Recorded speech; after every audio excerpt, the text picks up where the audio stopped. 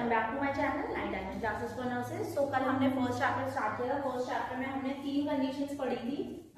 तो फर्स्ट जो हमने कंप्लीट की थी वो थी midwifery in India before independence, means 1946 से पहले की बात जो हो रही थी वो हमारी किस में हुई थी, बिफोर इंडिपेंडेंस, जो हमने कल कवर कर लिया था। जो आज का हमारा टॉपिक है वो है इन मिडवाइफरी इन इंडिपेंडेंस इंडिया।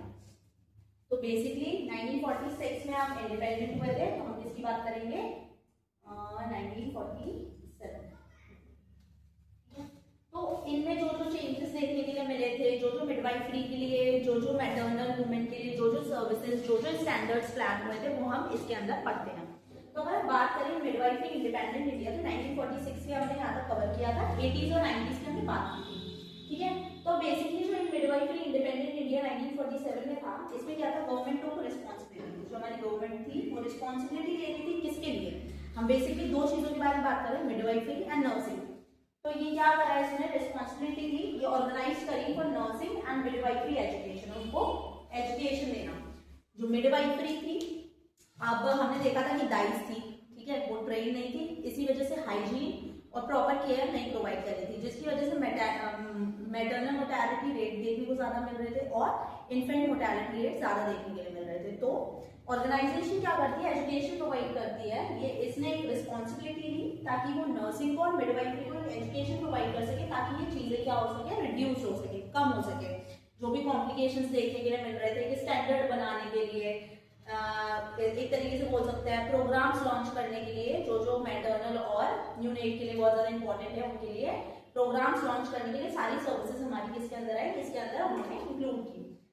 तो बेसिकली अगर बात करें तो बेसिकली किस पे फोकस करता है, मैटरनल और चाइल्ड हेल्थ पर, ठीक है।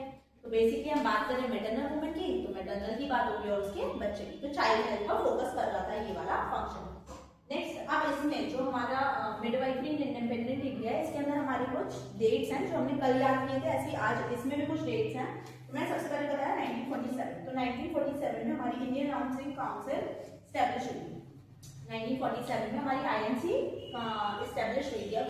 इसका क्या काम होता है आईएनसी का, काउंसिल क्या होता है, एक बोर्ड होता है, एक तरीके से बोर्ड मेंबर्स होते हैं इसके अंदर, जो अलग अलग चीजों को रिस्पॉन्सिबल होकर देखते हैं, जो चीजें स्टैब्लिश्ड हुई हैं वो अच्छे से फंक्शन कर रही है कि नहीं कर रही है, ठीक है। तो इसके अंदर जो भी प्रोग्राम्स थे हेल्थ के रिगार्डिंग, जो स्टैंडर्ड्स थे, वो प्रॉपर्ली काम हो रहा है कि नहीं हो रहा है।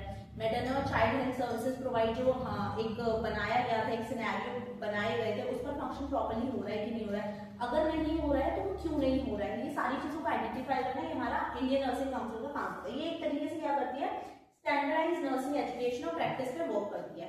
एक तरीके से ये क्या करती है, स्टैंडर्ड मेंटेन करती है कि हमारे पास क्या होना चाहिए, प्रॉपर ट्रेनिंग देना नर्सेस को, उनके लिए प्रॉपर एजुकेशन से रिगार्डिंग उनको जो जो चीजें रिक्वायरमेंट है वो उन्हें प्रोवाइड करना, हेल्थ के रिगार्डिंग जो जो इक्विपमेंट्स की नीड है मैटरनल के, वो सारे इक्विपमेंट करना, हॉस्पिटल्स प्रॉपरली, बेड्स।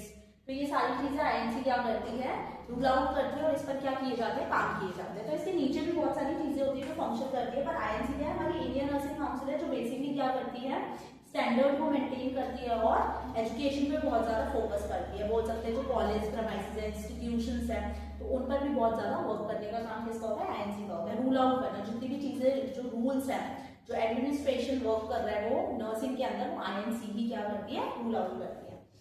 तो बात करें तो जब 1947 की बात थी, तो नर्सिंग और मिडवाइफरी को क्या कर दिया, कंबाइन किया गया, ठीक है। इसको क्या बनाया गया, कंबाइंड कोर्स बनाया गया। जैसे एएनएम था ये 2 इयर्स का होता है, ऐसे जो जीएनएम है ये क्या किया, इसको 3.5 इयर्स का बनाया गया। क्यों, क्योंकि 3 इयर्स की इसमें क्या थी, आपकी एजुकेशन थी, और प्लस इसमें 6 इयर्स का क्या, 6 मंथ्स का क्या इंक्लूड कर दिया गया, आपका क्लिनिकल पोस्टिंग भी इंक्लूड कर दिया गया। बेसिकली इसको 3.5 इयर्स का वहां पर कंबाइन करके बोला गया। देन उसके बाद इंडियन नर्सिंग काउंसिल के बाद हमारी 1954 में शेट्टी कमेटी ने रिकमेंडेड किया। जो ये शेट्टी ये हमारी आई थी 1954 में, ये शेट्टी कमेटी थी, ये हमारी स्टैब्लिश हुई थी 1954 में। तो इसने रिकमेंड क्या किया, हमें एएनएम्स को ट्रेनिंग प्रोवाइड करनी है, जो ऑक्सिलरी नर्स मिडवाइफरी है, एजुकेशन बेसिस पे हमें उन्हें प्रैक्टिकल नॉलेज भी देनी है। तो मिडवाइफरी बेसिकली वो किसके लिए वर्क कर सके, प्रेगनेंसी में, एंटीनेटल, पोस्टपार्टम, सारी कंडीशंस जो ऑकर हो रही है उस पर क्या करें, वर्क कर सके, उनको ट्रेनिंग दी जाए, स्किलफुल ट्रेनिंग प्रोवाइड करें, ताकि वो हेल्थ सर्विसेज को अच्छे से प्रोवाइड कर सके। बेसिकली किसके लिए, मैटरनल और न्यूबॉर्न के लिए। देन आती है 1959 की बात, देन बिशोफ कमेटी सपोर्टेड। अब जो बिशोफ कमेटी ये किसको सपोर्ट कर रही थी, ये सपोर्ट कर रही थी हमारी एएनएम और जीएनएम दोनों को, ये दोनों को सपोर्ट कर रही थी। अब जो हमारी एएनएम और जीएनएम है, एएनएम हमारा 2 साल का है, जीएनएम हमारा क्या हो जाता है, हमारा जीएनएम में इंक्लूड हो जाता है हमारा कौन सा प्लस 5 इयर्स का नहीं याद आता, पर यहाँ पर क्या हुआ, एएनएम और जीएनएम को हमारा क्या किया 2 इयर्स का एएनएम का और जीएनएम 3 इयर्स का, ठीक है। तो जो जीएनएम था इसमें जनरल नर्स मिडवाइफरी आती है, एएनएम में हमारी ऑक्सिलरी नर्स मिडवाइफरी आती है, ठीक है। तो बेसिकली इसमें जो लास्ट ईयर होता है बेसिकली इस पे जाता है ओबीजी के ऊपर जाता है, मैटरनल वुमेन्स को अलग से इसमें इंक्लूड किया गया था, सब्जेक्ट लिए गए थे इसमें एज बीएससी सब्जेक्ट जो ओबीजी में हाईलाइट किया था। ऐसे जनरल नर्स मिडवाइफरी में क्या इंक्लूड किया, ओबीजी को भी इंक्लूड किया गया और उसके रिगार्डिंग भी स्किलफुल स्टैंडर्डाइज्ड नॉलेज प्रोवाइड करी जाती थी, बच्चों को एजुकेशन दी जाती थी। तो बेसिकली अगर हम बात करें सेकंड वाले की, इन मिडवाइफरी इन इंडिपेंडेंट इंडिया, तो बेसिकली हमें इसमें 4 चीजें याद रखनी है। फर्स्ट हमारी आईएनसी, इंडियन नर्सिंग काउंसिल, जो कब स्टैब्लिश हुई थी हमारी 1947 में। तो ये हमारी काउंसिल फॉर्म करती है। बेसिकली ये क्या करती है, बोर्ड मेंबर्स लेती है, वो बोर्ड मेंबर्स देखते हैं कि जो चीजें हमने एस्टैब्लिश की हैं वो प्रॉपर तरीके से फंक्शन कर रही है कि नहीं कर रही है, जो चीजें हमने एस्टैब्लिश की हैं वो प्रॉपरली हो रही है कि नहीं हो रही है। हेल्थ सर्विसेज जो हम दे रहे हैं इंस्टीट्यूशन में, जो एजुकेशन हमने जो एक डाटा बनाया है, हमने जो एक रूल्स एंड रेगुलेशंस बनाया उसके अंदर वो वर्क हो रहे हैं कि नहीं हो रहा, तो ये उसका एक तरीके से देखने का काम करती है। देन एएनसी की बात करें तो ये क्या होता है हमारा एंटीनेटल केयर, ठीक है। तो जो हमारी एंटीनेटल केयर है वो बेसिकली हम रूरल एरियाज में फॉलो करते हैं। तो जो हमारी एएनएम होती है वो हमारी रूरल एरियाज में प्रेजेंट होती है। तो एंटीनेटल केयर एक तरीके से क्या है हमारी एंटीनेटल केयर, हम क्या करते हैं प्रेगनेंसी के दौरान मदर को जब हम केयर प्रोवाइड करते हैं ड्यूरिंग प्रेगनेंसी, ठीक है। मतलब हमें पता चला कि एक मदर प्रेग्नेंट है, उसने कंसीव कर लिया, तो तब से लेकर जब तक बेबी डिलीवर्ड आउट नहीं हो जाता उसको एक केयर प्रोवाइड की जाती है, उसको बोलते हैं एंटीनेटल केयर। बेसिकली ये रूल आउट होती है हम रूरल एरिया, क्योंकि जो अर्बन एरिया है उसमें बहुत सारे जो लोग होते हैं वो वेल एजुकेटेड होते हैं। अगर हम बात करें अर्बन एरियाज की तो वहाँ पर प्रॉपर नॉलेज नहीं होती है, तो वहाँ पर उन लोगों को चीजें प्रोवाइड करना, उन लोगों को हेल्थ सर्विसेज अच्छे से प्रोवाइड करना, वो सारी हमारी इसके अंदर आ जाती है। आप बोल सकते हैं उनकी सोशल इकोनॉमिक कंडीशन इतनी अच्छी नहीं है, ठीक है, फाइनेंशियल सपोर्ट अच्छा नहीं है, जिसकी वजह से हम रूरल एरिया में ज्यादा ये केयर प्रोवाइड करते हैं, उस पर ज्यादा फोकस करते हैं। नेक्स्ट बात, ऐसा नहीं है कि अर्बन में नहीं करते, करा वहां भी जाता है, पर एएनएम जो एएनसी है उसमें हम रूरल एरिया में ज्यादा सपोर्टेड का काम करते हैं।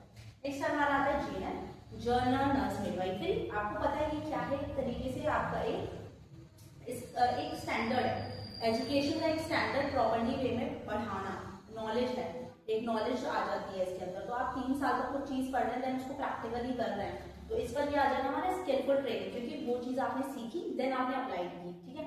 तो ये हमारा क्या आ जाएगा स्किल ट्रेनिंग। नेक्स्ट हम बात करें एमसीएच, तो मैंने पहले ही बोला था एमसीएच हमारा क्या होता है मैटरनल चाइल्ड हेल्थ, जो हमने यहाँ पर भी पढ़ा था, बेसिकली फोकस कर रहा था मैटरनल एंड चाइल्ड हेल्थ। तो एमसीएच हमारा मेन फोकस करता है मैटरनल और चाइल्ड हेल्थ पर, और हम पूरी ही बात कर रहे हैं मिडवाइफरी हमारी क्या है ट्रेंड है। तो बेसिकली जो हमारी फोकस की जाएगी मैटरनल और एक न्यूबॉर्न की हेल्थ पर की जाएगी। अब उसमें भी हमने कुछ स्टैंडर्ड बनाए जिसकी वजह से सारी चीजें क्या होती है फॉलो अप होती है।